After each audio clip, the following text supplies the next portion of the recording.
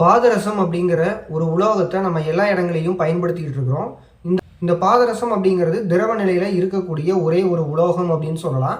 இது நம்மளோட ரூம் டெம்பரேச்சர்லேயே பார்த்தீங்க அப்படின்னா திரவ பொருளாக இருக்கும்.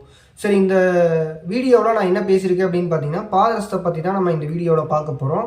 இந்த வீடியோக்குள்ளே போகிறதுக்கு முன்னாடி நீங்கள் இன்னும் நம்ம சேனலை சப்ஸ்கிரைப் பண்ணிவிட்டு கூடவே இருக்கிற பெல் ஐக்கானையும் ப்ரெஸ் பண்ணிக்கோங்க. அப்போ தான் நான் போடுற அடுத்தடுத்த வீடியோ உங்களுக்கு நோட்டிஃபிகேஷனாக கிடைக்கும். வாங்க வீடியோக்குள்ளே போகலாம்.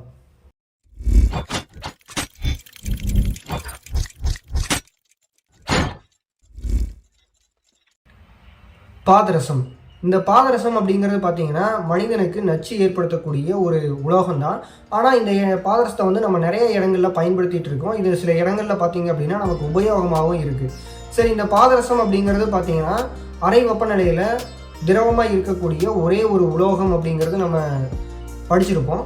இந்த பாதரசம் அப்படிங்கிறது பார்த்தீங்கன்னா திடப்பொருளாக மாறுமா அப்படின்னு கேட்டிங்க அப்படின்னா கண்டிப்பாக இந்த பாதரசம் அப்படிங்கிறது திடப்பொருளாக மாறும்.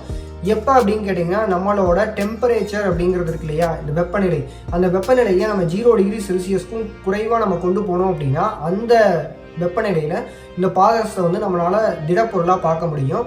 ஸோ இந்த பாதரசம் அப்படிங்கிறது மினமிட்டா நோய் அப்படின்னு சொல்லிட்டு படிச்சிருப்போம். இந்த பாதரசம் வந்து நீர்நிலைகளெல்லாம் கலக்குது. இந்த நீர்நிலைகள்லாம் இந்த பாதரசம் கலக்கிறதுனால நமக்கு உருவாகக்கூடிய நோய் அப்படிங்கிறது தான் மினமிட்டா நோய் அப்படின்னு சொல்கிறது. ஸோ இந்த பாதரசம் அப்படிங்கிறது பார்த்தீங்கன்னா -38 டிகிரி செல்சியஸ் வெப்பநிலையில் திடப்பொருளாக மாறும். அதே மாதிரி பார்த்தீங்கன்னா இந்த ஒவ்வொரு பொருளுக்கும் 3 நிலைகள் இருக்கும் இல்லையா, திடப்பொருள், திரவப்பொருள், வாயு பொருள், இந்த மாதிரி 3 ஸ்டேஜஸ் வந்து இருக்கும். ஸோ இதில் பார்த்தீங்க அப்படின்னா இந்த பாதரசத்துக்கு ஆவி நிலை அப்படின்னு பார்த்தீங்கன்னா 356 டிகிரி செல்சியஸ்க்கு நீங்கள் வெப்பப்படுத்துனீங்க அப்படின்னா அது வந்து கேசியஸ் ஸ்டேஜுக்கு போகும், அதாவது ஆவி நிலைக்கு போகும். ஸோ இந்த மாதிரி 3 டெம்பரேச்சர், அதாவது -38 டிகிரி செல்சியஸில் பார்த்தீங்கன்னா திடப்பொருளாக இருக்கும். அதே மாதிரி லிக்யூடாக இருக்கணும் அப்படின்னா, திரவமாக இருக்கணும் அப்படின்னா நம்மளோட ரூம் டெம்பரேச்சர்லேயே அதை வந்து நம்ம பார்க்கலாம். அதே மாதிரி இது வந்து வாயு பொருளாக மாறுறதுக்கான டெம்பரேச்சர் அப்படின்னு பார்த்தீங்கன்னா 356 டிகிரி செல்சியஸ் அப்படிங்கிற வகையில் இருக்குது. ஸோ இந்த வீடியோவில் பாதரசத்தை பற்றி நல்லாவே தெரிஞ்சுக்கிட்டோம். ஸோ இந்த வீடியோ உங்களுக்கு பிடிச்சது அப்படின்னா இந்த வீடியோக்கு ஒரு லைக் பண்ணிவிட்டு உங்கள் ஃப்ரெண்ட்ஸ்க்கும் ஷேர் பண்ணுங்கள். அப்போ தான் அவங்களுக்கும் தெரியும்.